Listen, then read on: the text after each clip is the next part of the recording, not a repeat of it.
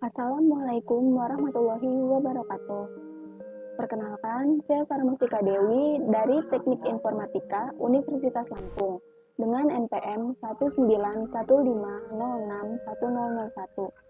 Pada video ini saya akan menerangkan sedikit materi tentang teori bahasa dan automata.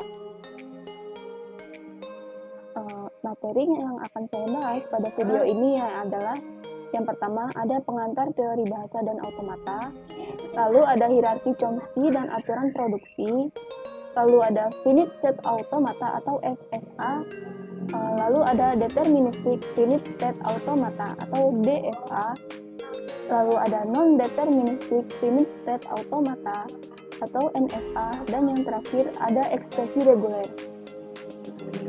Pertama-tama saya akan menerangkan tentang pengantar teori bahasa dan automata.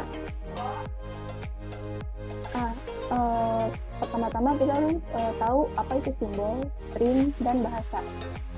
Yang pertama ada simbol. Simbol merupakan suatu entitas abstrak yang tidak didefinisikan secara formal. Entitas abstrak merupakan suatu yang abstrak dan diwujudkan ke dalam suatu simbol. Lalu ada string. String merupakan suatu deret berhingga yang terdiri dari simbol-simbol. Dan yang terakhir ada bahasa. Bahasa merupakan himpunan string-string dari simbol-simbol untuk suatu alfabet atau rangkaian simbol yang memiliki makna. Next, lalu ada bahasa formal. Bahasa formal adalah kumpulan kalimat. Semua kalimat dalam sebuah bahasa dibangkitkan oleh sebuah tata bahasa atau grammar yang sama. Sebuah bahasa formal bisa dibangkitkan oleh dua atau lebih tata bahasa yang berbeda. Dikatakan bahasa formal karena grammar diciptakan mendahului pembangkitan setiap kalimatnya.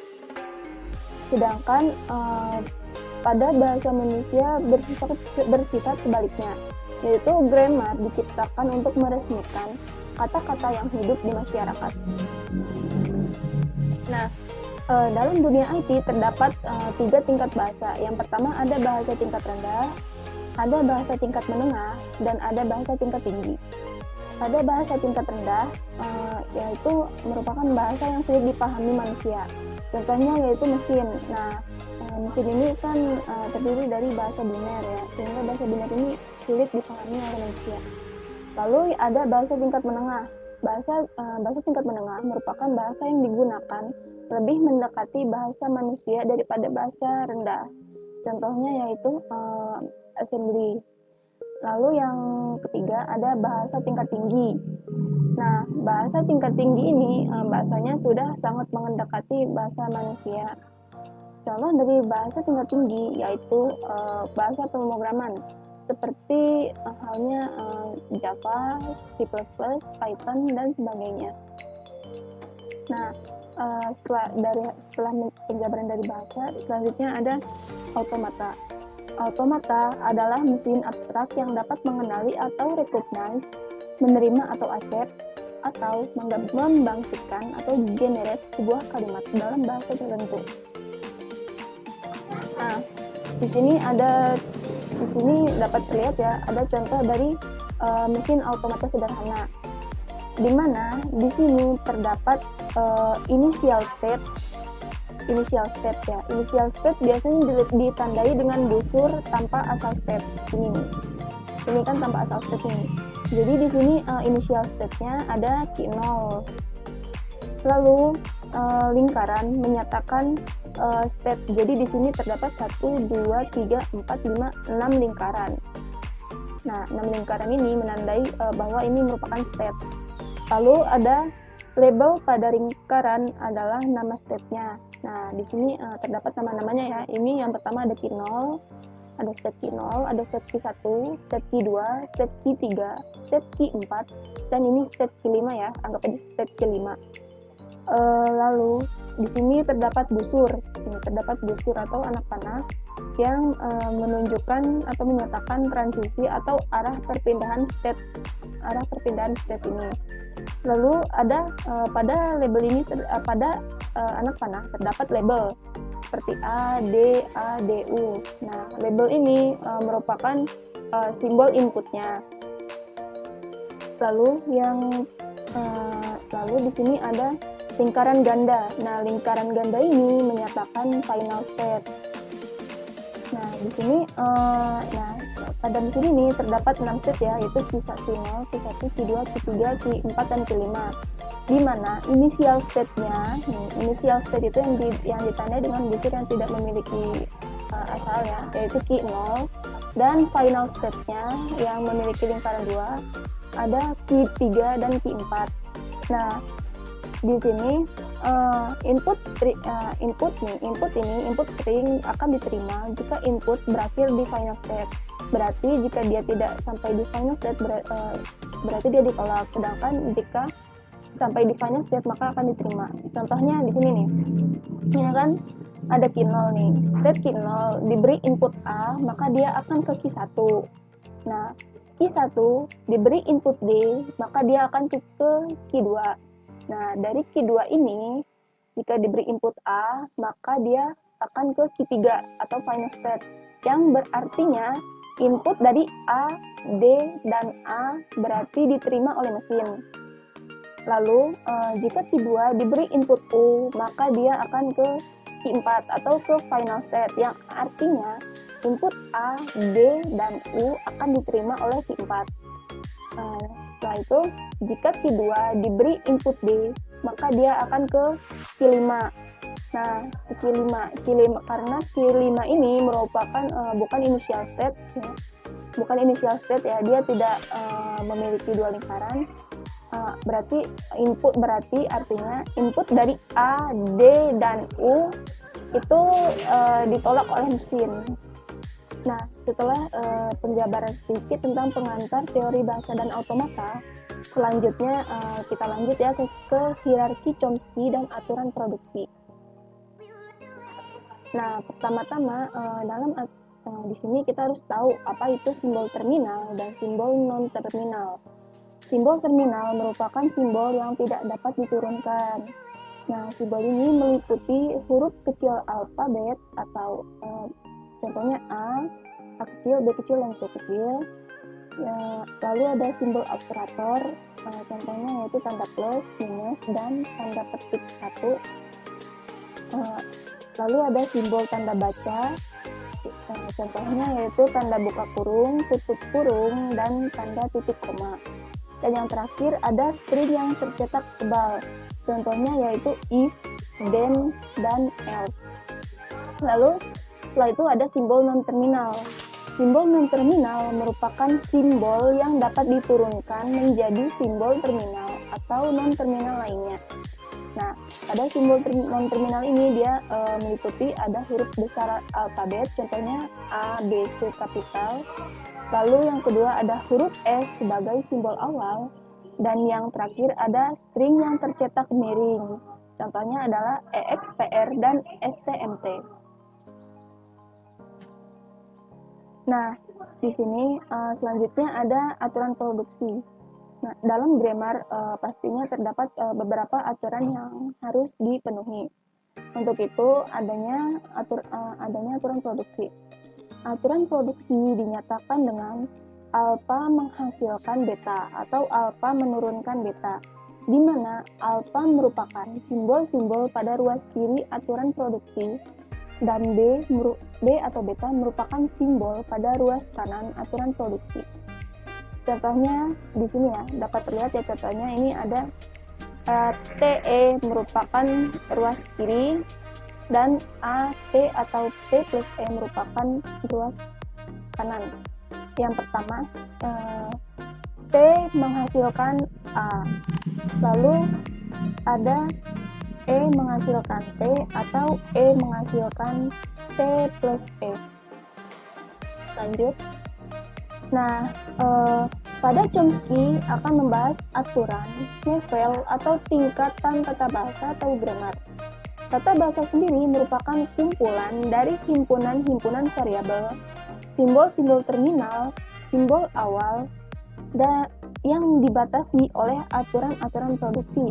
Nah, menurut Chomsky sendiri terdapat 4 tingkatan bahasa, yaitu yang pertama, ada tipe 0, yaitu unrestricted grammar. Yang kedua, ada tipe 1, yaitu context sensitive grammar. Yang ketiga, ada tipe 2, yaitu context free grammar. Dan yang keempat, ada tipe 3, yaitu regular grammar.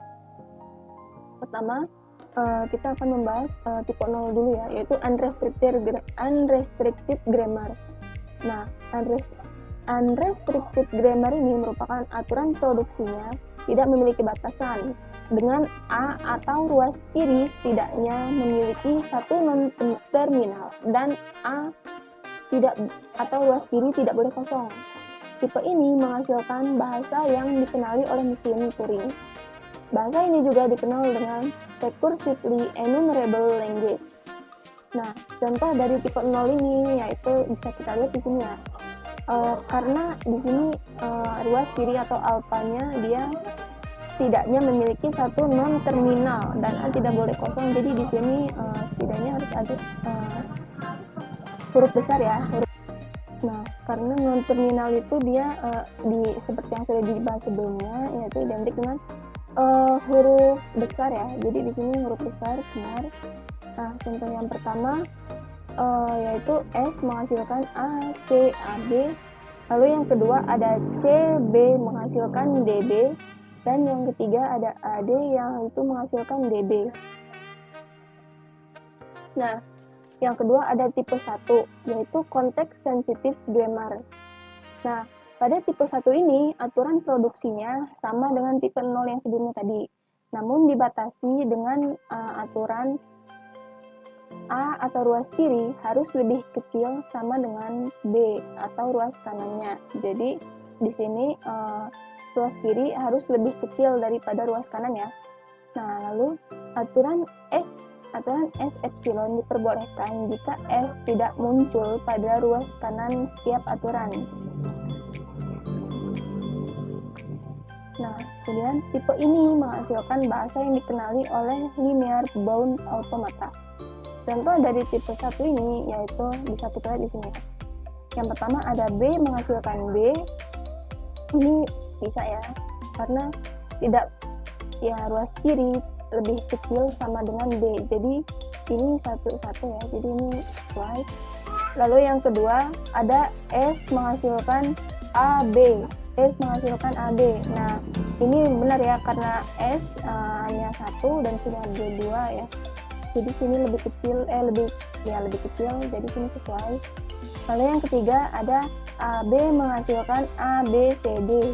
Nah, ini benar ya karena sini lebih kecil daripada ruas kanan. Next. Yang ketiga ada tipe 2 yaitu context free grammar. Nah, pada tipe 2 aturan produksinya sama dengan tipe 0. Namun alpha hanya memiliki satu variabel non terminal. Jadi pada ruas kirinya hanya ada satu non terminal. Hanya ada satu variabel non terminal. Dan B tidak memiliki batasan, yang artinya B-nya bebas ya, mau berapa aja. Lalu tipe ini menghasilkan bahasa yang dikenali oleh non-deterministic pass-down automata. Adapun contoh dari tipe 2 yaitu dapat kita lihat di sini. Yang pertama adalah X menghasilkan epsilon. Ini boleh. Lalu yang kedua ada alpha menghasilkan yaitu ada A menghasilkan A. Ini benar ya, karena di sini A-nya 1, ini juga A-nya 1. Terus kirinya 1 ya. Di sini juga X menghasilkan ABC. Jadi ini benar karena ruas kirinya dia hanya ada satu variabel non terminal. Next. Yang keempat, lalu yang terakhir ada tipe 3 yaitu regular grammar.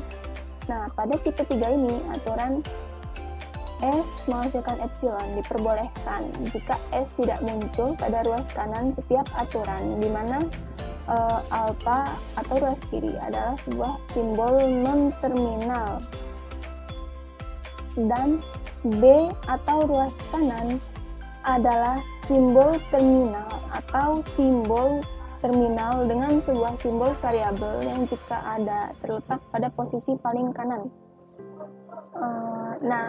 Pada tipe 3 ini sebenarnya ada dua versi ya, yaitu bisa terletak pada posisi paling kanan atau bisa terletak pada posisi paling kiri. Nah, pada video ini saya akan membahas posisi paling kanan saja.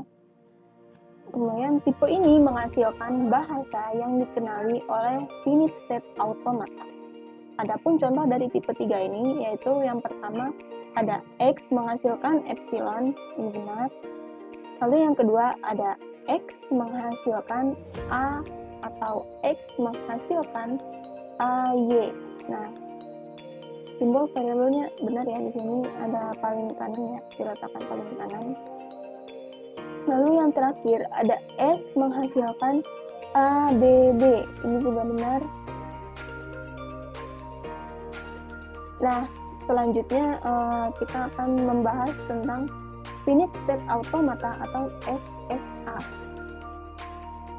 Finite state automata atau FSA merupakan mesin abstrak berupa sistem model matematika dengan I/O atau input-output discrete yang dapat mengenali bahasa sederhana. FSA diterapkan pada protokol komunikasi jaringan, text editor, dan analisis tekstual.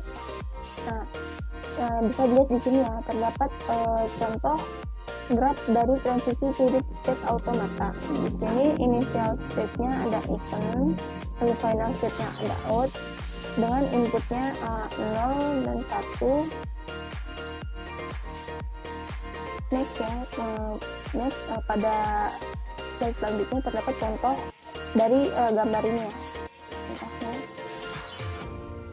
Nah, pertama-tama finite state automata dinyatakan dalam 5 tupel atau M, yaitu Q, sigma, delta, S, dan F, di mana Q merupakan himpunan state atau kumpulan state-nya. Lalu ada sigma atau himpunan simbol input. Nah, himpunan simbol input ya, kumpulan dari simbol-simbol inputnya. Lalu delta adalah fungsi transisi, di mana delta merupakan himpunan state dikali dengan himpunan simbol inputnya.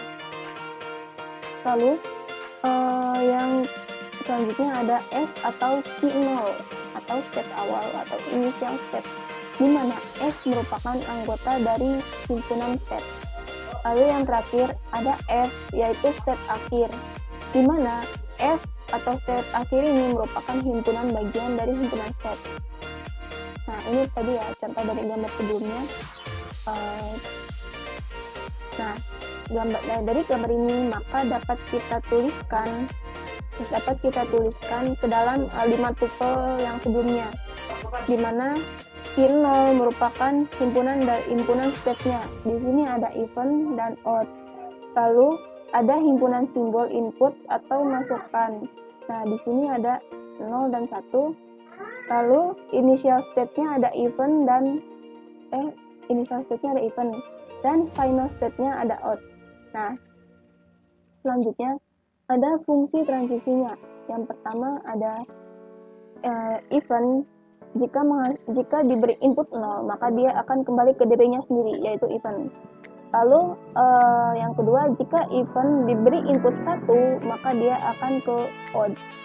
Nah, selanjutnya dari odd, jika diberi input 0, maka dia akan kembali ke dirinya sendiri, yaitu odd. Namun jika odd diberi input 1, maka dia akan ke state even. Nah, ini sesuai ya. Nah, berdasarkan kemampuan merubah state-nya, FSA atau finite state automata dikelompokkan menjadi 2, yaitu deterministic finite state automata atau DFA dan non-deterministic finite state automata atau NFA. Nah, yang pertama ada deterministic finite state automata atau DFA. Pada DFA, perlu diingat ya, pada DFA dari suatu state hanya ada tepat satu state berikutnya untuk setiap simbol masukan yang diterima. Jadi dari satu state ke state lainnya harus ada satu simbol masukan. Ya, nggak boleh double ya. Mungkin kita langsung ke contohnya biar paham ya. Nah, di sini ada contohnya. Ini merupakan gambar dari DFA atau Deterministic Finite State Automata. Nah, pada gambar ini dapat kita tuliskan ke dalam 5 tuple sebelumnya, yaitu key atau himpunan state-nya ada Q0, Q1, dan Q2. Himpunan simbol inputnya ada A dan B. Initial state-nya ada Q0 dan final state-nya ada Q2. Nah, di sini fungsi transisinya bisa kita jadikan ke dalam kabel ya, biar mudah dibacanya. Nah, di sini kita mulai ya. Nah, perlu diingat DFA itu simbol inputnya harus ada satu, dari satu step ke step lainnya harus ada satu ya. Berarti di sini nih, ini ada A, ada input B, berarti dia harus satu pisah-pisah. Nah, di sini fungsi transisinya, jika Q0 diberi input A, maka dia akan kembali ke dirinya sendiri, yaitu Q0. Kemudian, jika Q0 diberi input B, maka dia akan ke state Q1. Nah, pada Q1, jika diberi input A, maka dia akan ke Q1. Dan jika Q1 diberi input B, maka dia akan ke final state atau ke Q2. Nah, selanjutnya, dari Q2, jika diberi input B, maka dia akan kembali ke dirinya sendiri, yaitu final state atau Q2. Nah, dari Q2, jika diberi input A, maka dia akan ke Q1. Nah, berarti di sini fungsi transisinya dia terdapat satu simbol ya, berarti satu-satu ya. Jadi dia nggak ada yang double simbol inputnya. Next. Kemudian ada non-deterministic finite state automata atau DFA. Nah, pada NFA perlu diingat ya, kemungkinan transisinya ke lebih dari satu state. Lalu perubahan state terjadi secara spontan tanpa input atau transisi kosong. Berarti pada NFA ini dia transisinya bisa kosong ya. Lalu salah satu tracingnya berakhir di state akhir atau himpunan state setelah membaca string tersebut mengandung state akhir. Untuk lebih jelasnya kita langsung ke contoh ya.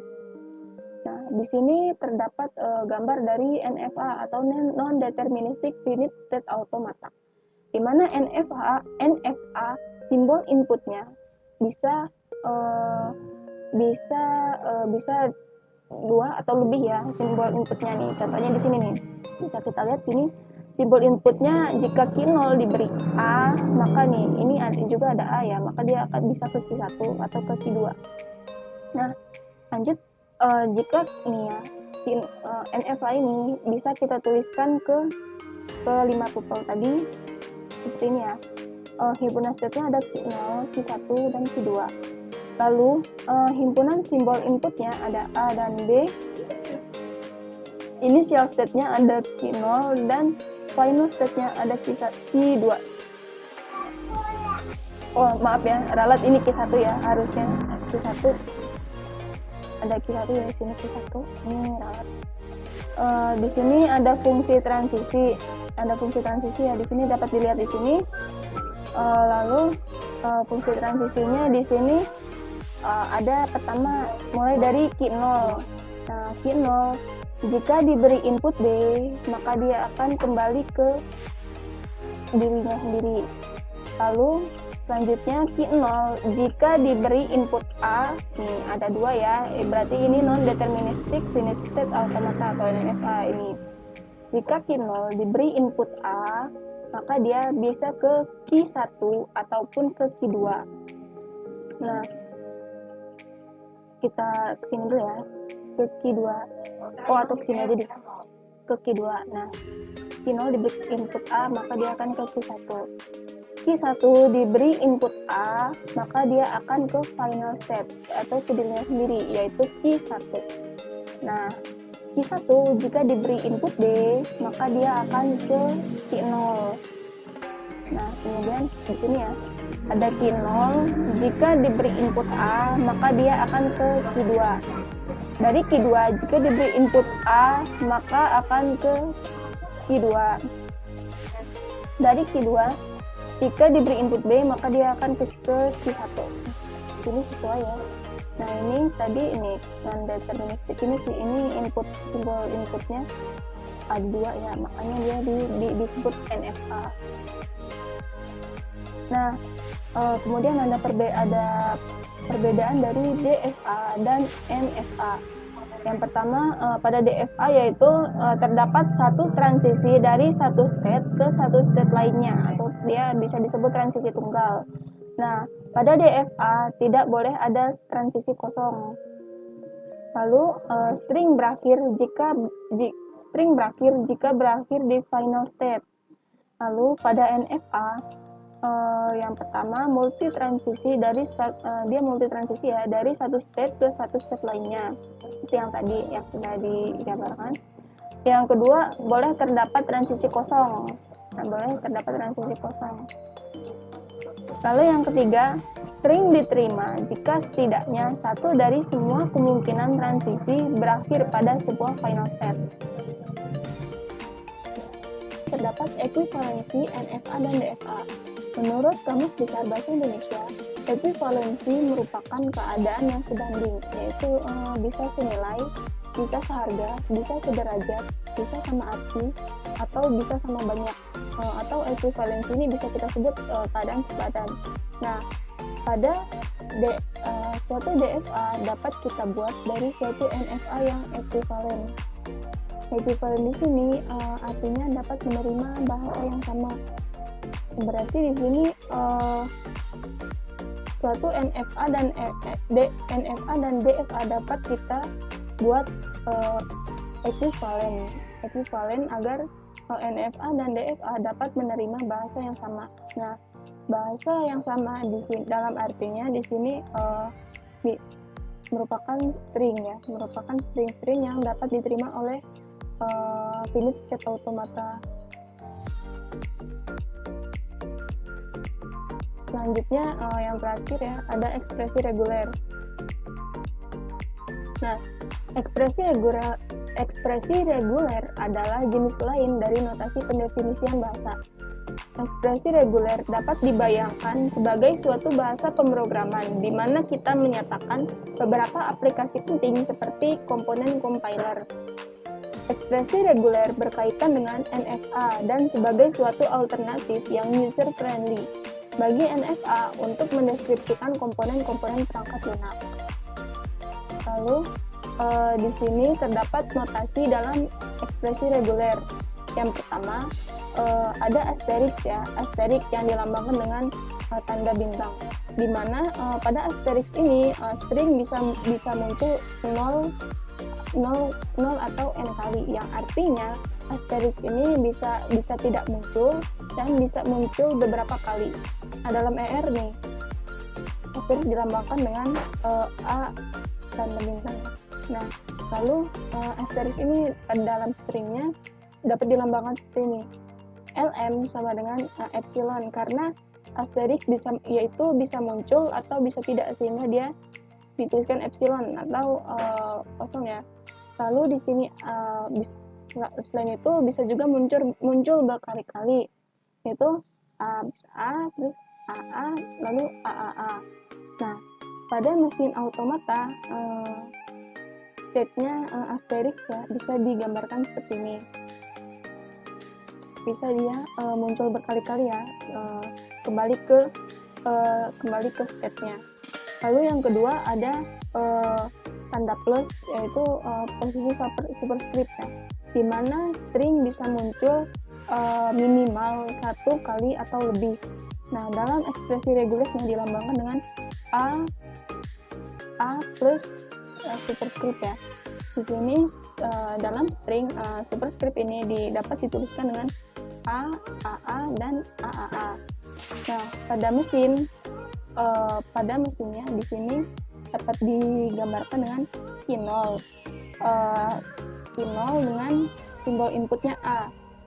Harus diberi input A dulu, karena pada superscript dia harus muncul 1 kali atau bisa berkali-kali ya, sehingga di sini ada A. Lalu di sini ada T1 atau final state-nya ya, yang kembali ke dirinya sendiri dengan input A. Kurang lebih seperti ini. Lalu selanjutnya ada plus atau U yang artinya union. Nah, di sini ekspresi reguler dari union adalah dapat dilihat di sini ya, Lm sama dengan A union B, di mana Lm merupakan string dari A dan B, ya. Lalu pada mesinnya union ini dilambangkan dengan dua simbol input yang berbeda dan dengan ke final state yang berbeda. Di sini Q0 jika diberi input A maka dia akan ke Q1, dan D jika diberi input Q0 jika diberi input B maka dia akan ke Q2. Nah, seperti ini ya kalau lebih. Kemudian ada titik atau konkatenasi atau concat ya, ada concat.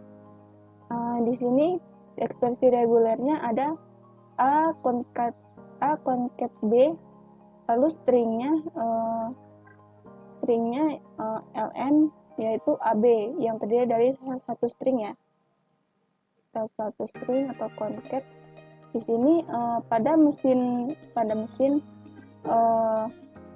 ini ya, gambarnya dapat dilihat di sini. Karena concat dia maka akan inputnya A dan B. Berarti di sini Q0 jika diberi input A maka ke Q2, dan Q2 jika diberi input B maka akan ke Q3 concat. Nah, di sini ada yang merupakan contoh ekspresi reguler.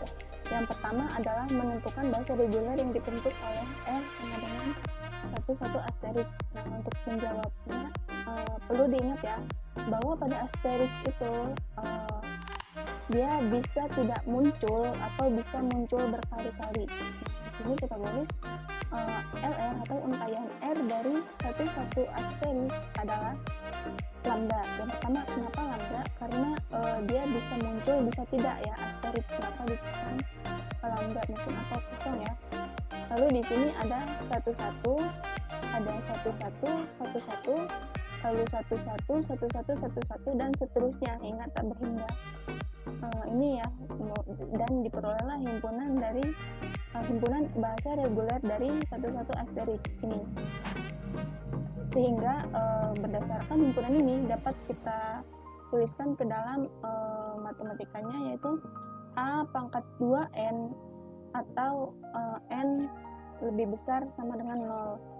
Lalu yang kedua, tentukan bahasa reguler yang dibentuk oleh R sama dengan 00 asterisk dan 11 asterisk. Nah, untuk menjawabnya perlu diingat lagi ya, asterisk itu boleh ada, boleh tidak ada, boleh berkali-kali. Nah, tapi pada soal yang nomor 2 ini dia terdapat perbedaan ya.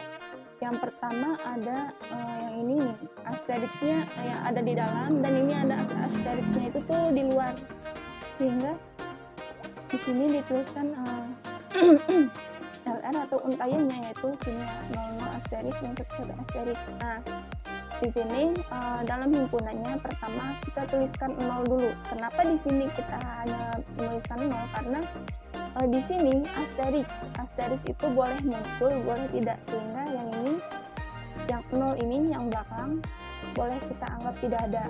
Sedangkan yang ini kan satu tuh, satu ini kan merupakan union ya, union dan asterisk. Nah, maka yang satu ini bisa kita anggap tidak ada, sehingga ini tidak ada, sehingga bisa kita tuliskan 0 saja ya. Nah, kemudian pada string yang kedua bisa kita tuliskan 00. Nah, 00 dan 11. Nah, karena ini ya bisa baru munculnya satu kali ya. Lalu selanjutnya ada 000 dan 000 dan 1111. Kemudian ada 00 dan 1111 dan seterusnya hingga terhingga. Nah, jadi berdasarkan dari himpunan ini, maka dalam matematikanya dapat kita tuliskan sebagai A pangkat N, B pangkat 2M, atau NN lebih besar dari 0.